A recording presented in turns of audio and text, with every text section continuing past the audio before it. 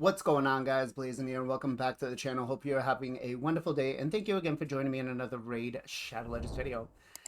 Today, guys, we are going to be talking about the Prism Crystal Summoning System. Now, we had a great discussion on Sunday's podcast with the rest of the content creators discussing what we thought was going to be for a setup basically for this Prism Crystal. And I gotta admit, I think we had a lot of the key things on there, and we were pretty accurate in our assumption, right?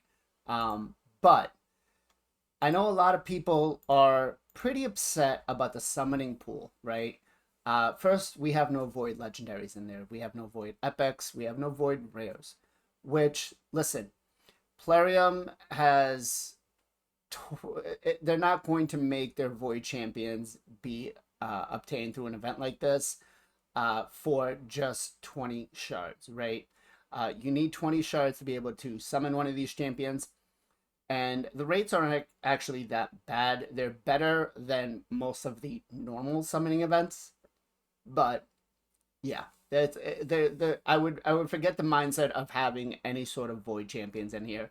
If you're lucky, they may put a couple of void rares like a cold heart or maybe like a reliquary tender, but I wouldn't be too concerned, or too hopeful, I should say, that they're going to do any void champions. But I know the biggest thing has been people are really upset about the quality of the champions, right? Because a lot of these were either fusions or guaranteed champions in the past. But listen, guys, this event is for you to obtain more champions, right? It's set for the goal of the new player that's coming in that missed that Brogni fusion or that Herndig fusion to be able to acquire them, or the one that missed the guaranteed summon for Michinaki or Elva gives them a chance to get it, right? What it does for the endgame players is it gives them a chance to fill up their faction wars, right? Filling up your faction wars with like a plus 10 speed on your Lady Kimmy or your Elva, right, is pretty huge. And then a lot of the champions in here have great utilization on a lot of areas in the game, right? You have Kyoku, who can definitely help you progress through faction wars, definitely can help you progress into clan boss. She is a little bit difficult to, speed tune, but you've got Trunda, who, if you don't have a nuker, is great, right?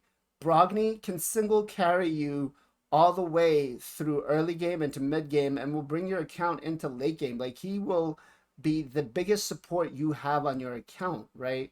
You got Michinaki, who is a clan boss slash Hydra champion. Oh my god, I can't imagine my account without a Michinaki. Like, he makes my Hydra run so much easier, right? Herndig is a great nuker, right? You can use him as a debuffer as well too. Kimmy, great stripper for arena, right? Especially now that we've got, I guess, a semi nerf to polymorph. She does come into play a little bit, but I mean, when you walk down and you look at the epics, you got your geomancers. Geomancers are huge. They're, everywhere in the game. You use them in endgame content for Hydra. You use them for your faction wars. You use them for Doom Tower. And if you're Pogo Pink Tie, you use them for arena and just have some fun. You have Burning Giri. Burning Giri is actually going to help you, kind of progress through the last Doom Tower rotation, right? You need him to get through Bommel. He's one of those champions that can do it. You have Priest Orn, who's going to be actually pretty good at um, faction wars. You have Melka. Melka is an OG, and she is like, I still use her in a lot of the secret rooms and stuff. But yeah, these champions are going to be utilized in a lot of areas of the game, and they're going to help you progress. They're not there for you to, you're not going to get your Acrisia. You're not going to get any of your crazy other Void OP champions, right? As for the rares, I am kind of disappointed that the rares made it in here. Uh, I mean, I would have much rather seen it be like 50 or 60 prism shards needed to summon a rare, and maybe 100 or 150 to summon a legendary. But the rares aren't really something that, that's probably my biggest gripe, is that the rares made it in here. But I mean, all in all, it's an extra thing that you can use to obtain more champions. It is, it's good. It's good. It's not great. Can it be better? Of course. But is it the best? Absolutely not. But it is good for what it is. It will help a early game or a mid game account get some champions that are needed on their accounts. So again, I know a lot of people are really upset about the summoning pool, but it's not meant to, be a whale out system. Yes, you'll be able to buy them. Yes, you'll be able to do, 100 summons or anything like that that you want, but it is not a system designed for you to just be able to whale out. At least I don't feel that way, which is kind of great, right? But we do have some stones here. We're going to summon what we have. We currently have a CVC on, so it's probably the best time for me to do it. But let's see what we get. I'm hoping for another Michinaki, but, Ruella, she's awesome for Hydra. She's awesome for Clan Boss. She's awesome for Faction Wars. So, that's a great pick right there. If I was an early game account, she's definitely a champion that I would want to have on my account to build out. Let's see what we get next. Can we get a legendary? Let me be like Hell Hades. Nope, we get another epic. We got Kanachi, or however you say it. Will she be somebody I build? Probably for content, but it's not something that I need, but it may be viable for another champion, right? She does bring a weaken on the A1. She has a leech on the A2 and an ally protection. Again, early game to help you progress. Those things can help you. Would I, put some books in her? Probably not. Even though that the A3 is on a 3-turn cooldown, could be great.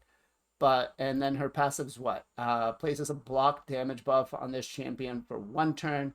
Whenever their HP falls below 50%, she is on a 5-turn cooldown. I mean, you could use her in Clan Boss. If you speed tuned it properly, you can use her in Clan Boss to take the stun. But, don't be too upset about it, guys. If you start getting too upset about it, then it's going to get you worked up, and it's not really worth it.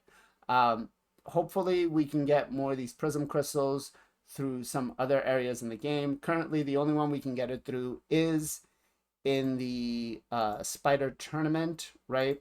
The turn-based tournament.